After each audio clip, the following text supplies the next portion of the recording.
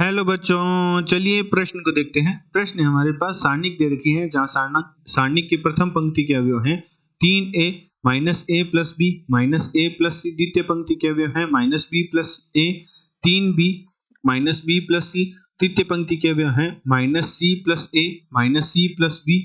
3c का मान बराबर है 3 गुणा A plus B plus C गुणा A B plus B C plus C A के। चलिए सर्वप्रथम हम प्रश्न के लिए मुख्य अवधारणा लिखते हैं। मुख्य अवधारणा मुख्य अवधारणा में हम किसी सारणिक का प्रसार किस प्रकार ज्ञात किया जाता है उसका अध्ययन करेंगे। उदाहरण के तौर पर मान लीजिए हमारे पास एक सारणिक है जो कि 3 गुणा 3 कोटि की है, जिसकी प्रथम पंक्ति के अवयव हैं ए बी सी, द्वितीय पंक्ति के अवयव हैं पी क्यू आर एवं तृतीय पंक्ति के अवयव हैं एक्स वाई जेड। यदि हम निम्न सारणिक का प्रसार प्रथम पंक्ति के सापेक्ष करें तो प्रसार कुछ इस प्रकार लिखा जाएगा। A1 की गुणा में हमारे पास उपसारणिक आएगी जिसके अवयव कुछ इस प्रकार होंगे। प्रथम पंक्ति प्रथम स्तंभ के अवयवों को छुपाते हुए अन्य अवयव लिखे जाएंगे Q R Y Z. Minus B की गुणा में हमारे पास उपसारणिक आएगी जिसके अवयव प्रथम पंक्ति द्वितीय स्तंभ के अवयवों को छुपाते हुए लिखे जाएंगे जो कि है P R X Z. Plus C की गुणा में जो हमारे उपसारणिक आएगी उसके अवयव हमारे पास होंगे प्रथम पंक्ति एवं तृतीय स्तंभ के अवयवों को छुपाते हुए अन्य अवयव लिखेंगे पी क्यू एक्स वाई। तो गुणा कुछ इस प्रकार होगी कि p की गुणा z से माइनस y की गुणा r से, p की गुणा z से माइनस q की गुणा z से माइनस y की गुणा r से, p की गुणा z से माइनस x की गुणा r से, p की गुणा y से माइनस x की गुणा q से। तो गुणा करते हैं और प्रथम पंक्ति के सापेक्ष सारणी का प्रसार निकालते हैं तो हमारे पास आएगा a गुणा Q Z minus Y R minus b गुणा P Z minus X R plus C गुणा P Y plus P Y minus X Q. तो इस प्रकार हम किसी सारणिक का प्रथम पंक्ति के सापेक्ष प्रसार ज्ञात करते हैं। अतः प्रश्नानुसार प्रश्न में हमें सारणिक का मान बराबर हमें सिद्ध करना है 3 गुणा A plus B plus C गुणा A B plus B C plus C A के।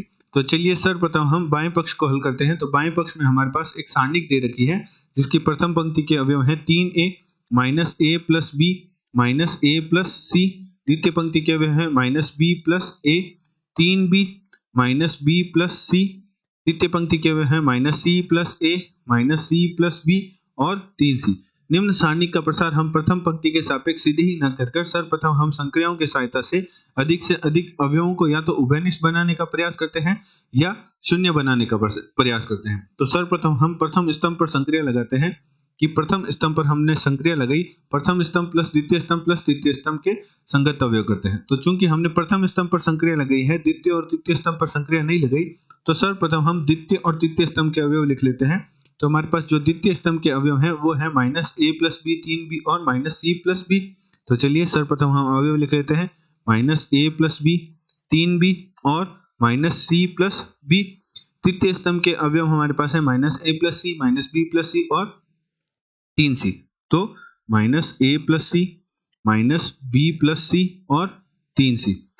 प्रथम स्तंभ पर हमने संक्रिया लगाई है प्रथम स्तंभ प्लस द्वितीय स्तंभ प्लस तृतीय स्तंभ के संगत अवयवों को जोड़ते हैं। तो 3a minus A plus B minus A plus सी करेंगे तो 3a में से दो माइनस का 2 घट जाएगा तो एक a बचेगा और प्लस का b प्लस का c। तो हमारे पास अवयव प्राप्त होगा a प्लस बी प्लस सी। इसी प्रकार अन्य अवयव भी हमारे पास प्राप्त होंगे a plus B plus C a plus B plus C. तो अब हमारा जो प्रथम स्तंभ है उसमें प्रथम स्तंभ के अवयवों से a प्लस बी प्लस सी उभयनिष्ठ आ रहा है तो इससे सारणिक के बाहर निकाल लेंगे। तो हमारे पास प्राप्त होगा 1 1 1 minus A plus B 3b minus C plus B minus A plus C minus B plus C 3c। अब हम ऐसी संक्रिया लगाते हैं जिससे हम अधिक से अधिक अवयवों को शून्य बना देते हैं। तो द्वितीय पंक्ति पर संक्रिया लगाते हैं, द्वितीय पंक्ति माइनस प्रथम पंक्ति करते हैं और साथ ही साथ तृतीय पंक्ति पर संक्रिया लगाते हैं, तृतीय पंक्ति माइनस प्रथम पंक्ति करते हैं। तो चूंकि हमने द्वितीय और तृतीय पंक्ति पर संक्रिया लगाई है, हमारे सारणिक के बाहर a प्लस बी प्लस सी पड़ा है और हमने द्वितीय और तृतीय पंक्ति पर संक्रिया लगाई है, प्रथम पंक्ति पर कोई संक्रिया नहीं लगाई। तो सर्वप्रथम हम प्रथम पंक्ति के अवयव लिख लेते हैं जो कि है 1 माइनस ए प्लस बी और माइनस ए प्लस सी। द्वितीय पंक्ति पर हमने संक्रिया लगी है, द्वितीय पंक्ति माइनस प्रथम पंक्ति के संगत अवयवों को घटाते हैं तो हमारे पास प्राप्त होगा 1 minus 1 0 3b minus a minus का a प्लस b करेंगे तो हमारे पास प्राप्त होगा 3b plus a minus B अर्थात 2b प्लस ए, तो हमारे पास अवयव प्राप्त होगा 0, 2b प्लस ए, और हमारे पास अंतिम अवयव प्राप्त होगा minus B plus A minus सी करेंगे तो हमारे पास प्राप्त होगा ए माइनस सी।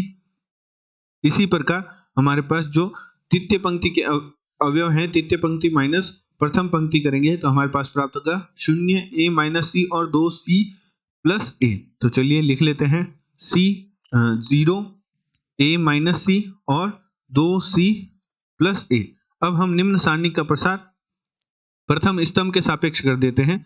तो प्रथम स्तंभ के सापेक्ष प्रसार करने पर हमारे पास प्राप्त होगा a plus B plus C की गुणा में हमारे पास आ जाएगा a की गुणा में हमारे पास उप सारणी आएगी जिसके अवयव होंगे 2b प्लस ए माइनस सी और 2c प्लस ए, एवं माइनस 0 की गुणा में हम कुछ भी लिखेंगे तो 0 ही रहेगा, प्लस 0 की गुणा में हम कुछ भी लिखेंगे तो 0 ही रहेगा।